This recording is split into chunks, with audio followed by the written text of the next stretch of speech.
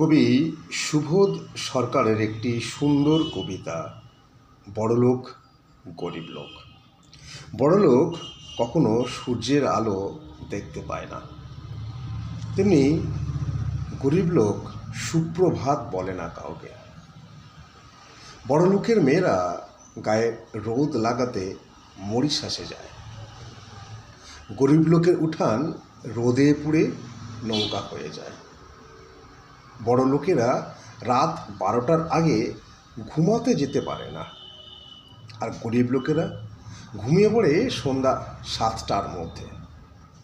ঘুমিয়ে ঘুমিয়ে স্বপ্ন দেখে তাদের খালি পেটে একটা আস্ত বস্তি, আর ভরা পেটে একটা 14 তলা বাড়ি। বস্তি 14 তলাকে বলছে, তুই ভেঙে পড়, তোর দরজা খুলে বস্তিতে লাগাবো। আর 14 তলা বলছে, তুই পুড়ে ছাই হয়ে যা, সেখানে একটা 14 তলা তুলব।